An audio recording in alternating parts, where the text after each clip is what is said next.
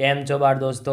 આજે આપણે ધોરણ 3 વિષય આસપાસ એટલે કે પર્યાવરણ ગાલા સાથે પોથીમાં પાઠ 10 રસોડાની વાટનું સોલ્યુશન જોઈશું. જો વિદ્યાર્થી મિત્રો હજુ સુધી આપણી ચેનલને સબસ્ક્રાઈબ ના કરી હોય તો કરી લેજો. બાજુમાં આવેલા બેલ આઇકનને દબાવી લેજો જેથી આવનારા વિડીયો નોટિફિકેશન તમને મળતું રહે. ચાલો સોલ્યુશન જોઈ લઈએ. પ્રશ્ન નંબર 1 વિકલ્પ છે વિદ્યાર્થી મિત્રો. તો પહેલો વિકલ્પ છે રસોડામાં પૂરી ભજીયા વગેરે તળીએ તો કડાઈમાંથી કાઢવા માટે શાનો ઉપયોગ થાય છે?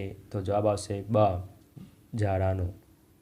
બીજું જોઈ લઈએ નીચેનામાંથી કયું સાધન રસોડાનું નથી? તો જવાબ આવશે ક ડોલ. ત્રીજું સૂર્યની ગરમીથી રસોઈ બનાવવા માટે કયું સાધનનો ઉપયોગ થાય છે? તો જવાબ આવશે ડ સૂર્ય કુકર. ચોથું નીચેનામાંથી કઈ વસ્તુ કાચી ખાઈ શકાય છે? જવાબ આવશે ક કાકડી. પાંચમું રાંધવાની કઈ રીતેથી ભાખરી બનાવવામાં આવે છે? જવાબ આવશે અ શેકીને.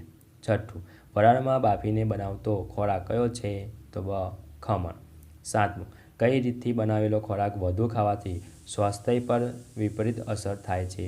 જવાબ આવશે ક તળેલી. આઠમું શાના વિના રસોડા ફિક્કી લાગે છે? તો જવાબ આવશે અ મીઠું.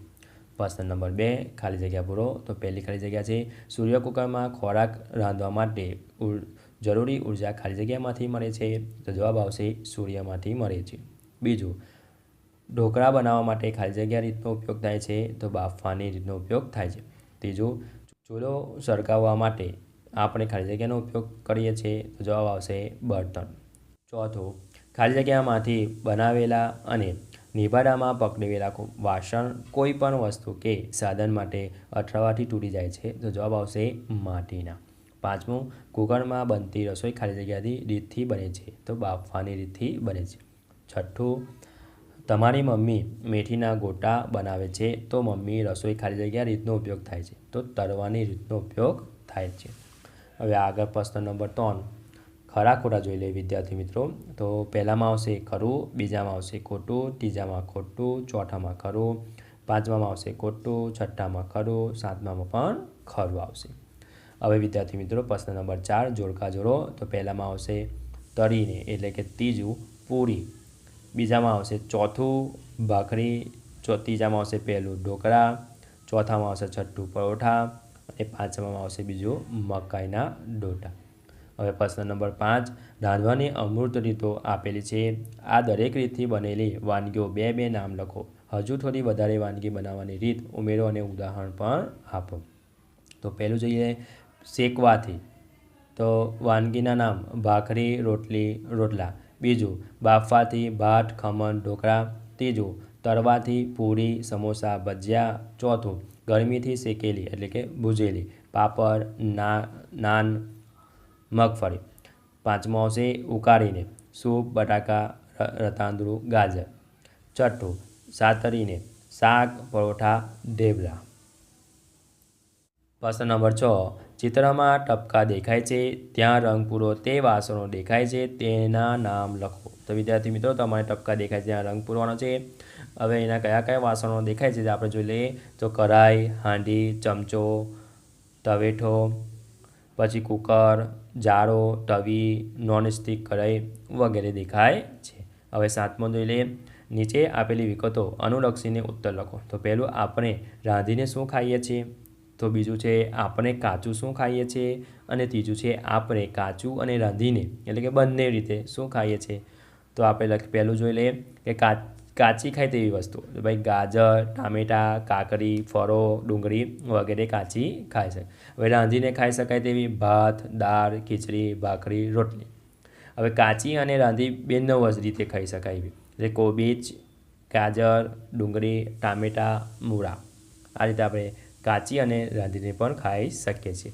હવે પ્રશ્ન નંબર 8 છે નીચેના પ્રશ્નો ઉત્તર 1-2 વાક્યમાં લખો. તો પહેલું આવશે પહેલાંના સમયમાં એવા પ્રકારના વાસણોનો ઉપયોગ થતો હતો તે વાસણ શામાંથી બનાવેલા હતા? તો જવાબ જોઈ લઈએ કે પહેલાંના સમયમાં વાસણો અનાજના વાસણ કરતાં મોટા અને વજનદાર હતા. તેના પણ ખૂબ જ સુંદર કોતરણી હતી. તે તાંબા, પિત્તળ, લોખંડ, કાંસુ અને માટીના બનેલા હતા. તો બીજું આવશે કુકરમાં શું શું બને છે? તો કુકરમાં ખીચડી, દાળ, ભાત, શાક, ગાજરનો હલવો વગેરે બને છે. હવે આવશે ત્રીજું, તમારા ઘરમાંના રસોડામાં જોવા મળતા રસોડાના સાધનોનો કોઈ પણ 10 સાધનો નામ લખો. તો તપેલી, બાઉલ, જારો, કુકર, કડાઈ, કાથરોળ, તવેઠો, ચમચો, ભાથિયું, ચીપિયો, સાંસરી, હાંડકી વગેરે. પ્રશ્ન નંબર 4, રસોડામાં રસોઈ માટે કયા કયા મસાલા વપરાય છે? તો જવાબ આવશે રસોઈ માટે મીઠું, હળદર, મેથી, રાઈ, હિંગ અને ધાણા જીરાને ઉપયોગ કરવામાં આવે છે. હવે પાંચમું જોઈ લઈએ કે તમારા ઘરમાં કઈ કઈ વસ્તુને રાંધીને ભોજન બનાવવામાં આવે છે? તો મારા ઘરમાં અનાજ, કઠોળ, શાકભાજી જેવી વિવિધ વસ્તુઓ રાંધીને ભોજન બનાવવામાં આવે છે.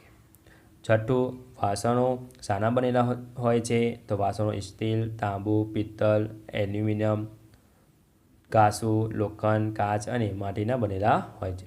પ્રશ્ન નંબર 9, નીચેના પ્રશ્નોના ટૂંકમાં ઉત્તર લખો. તો પહેલું જોઈ લઈએ, તમારા મમ્મી કાચી વસ્તુઓમાંથી રાંધ્યા સિવાય કઈ કઈ ખાવાની વાનગીઓ બનાવે છે?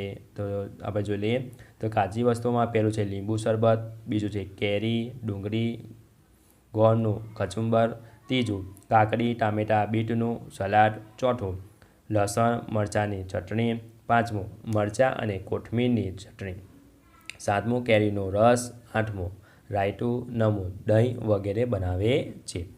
હવે બીજો પ્રશ્ન જોઈ લઈએ, સૂર્ય કુકર વાપરવાથી કયા કયા લાભ થાય છે? તો પહેલું, સૂર્યમાંથી સીધી ઉર્જા મળતી હોવાથી બળતણનો ખર્ચ થતો નથી.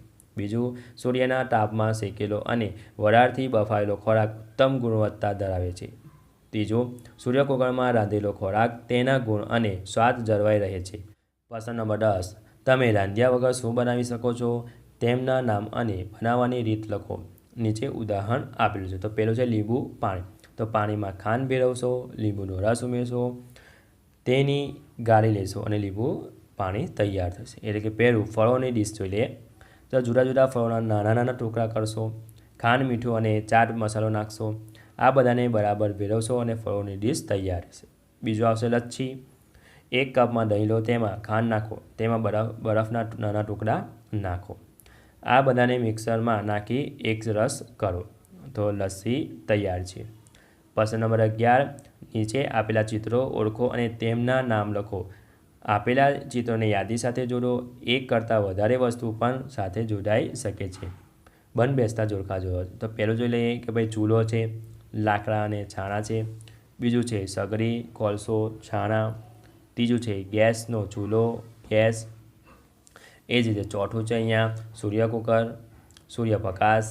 પાંચમું છે સ્ટવ, કેરોસીન. છઠ્ઠું છે ઇલેક્ટ્રિકલ સગડી અને વીજળી. એ જ રીતે અહીંયા ધ્યાન આપો. પહેલું જોઈ લઈએ કે ભાઈ ચૂલો, લાકડા, વાસણ. બીજું છે સગડી, લાકડા, છાણા. ત્રીજું છે ગેસનો ચૂલો, ગેસ. અને ચોથું છે સૂર્ય કુકર, સૂર્યપ્રકાશ. પાંચમું સ્ટવ, કેરોસીન. છઠ્ઠું ઇલેક્ટ્રિકલ સગડી અને વીજળી. હવે આગળ જોઈ લે વિદ્યાર્થી મિત્રો. પહેલો પ્રશ્ન છે, તમારા ઘરમાં રાંધવાની કઈ કઈ રીતોનો ઉપયોગ થાય છે? તો જવાબ જોઈ લે. મારા ઘરે રોટલી, રોટલા, ભાખરી શેકીને, શાક, ઢેફલા, પરેઠા વગેરે સાતરીને, દાળ, ભાત, ખીચડી બાફીને, પૂરી, ભજીયા, સમોસા જેવી વાનગીઓ તળીને બનાવવામાં આવે છે. હવે બીજો પ્રશ્ન છે, તમારા ઘરમાં રસોઈ બનાવવા માટે કયું બર્તન વપરાય છે? નીચે તેનું ચિત્ર દોરો અને નામ લખો. વિદ્યાર્થી મિત્રો અહીંયા ગેસનો ચૂલો દોરેલો છે. વિદ્યાર્થી મિત્રો તમે બીજો અન્ય પણ દોરી શકો છો. હવે પ્રશ્ન નંબર 1 જે હોટ પ્રશ્ન છે, તો પહેલા વિકલ્પમાં આવશે બ, ગેસની સળગતી પર રાંધવું. બીજું આવશે ક, સ્ટીલના. ને ત્રીજો આવશે ક, ડુંગળી. ચોથામાં આવશે ડ, સ્ટવમાં. અને પાંચમામાં આવશે બ, લસ્સી. જો વિદ્યાર્થી મિત્રો આ મારો વિડીયો ગમ્યો હોય તો લાઇક કરજો, તમારા ફ્રેન્ડ સાથે અચૂકથી શેર કરજો. હજુ સુધી આપણી ચેનલને સબસ્ક્રાઈબ ના કરી હોય તો કરી લેજો. બાજુમાં આવેલા બેલ આઇકનને દબાવી દેજો, જેથી આવનારા વિડીયો નોટિફિકેશન તમને મળતું રહે. Thank you.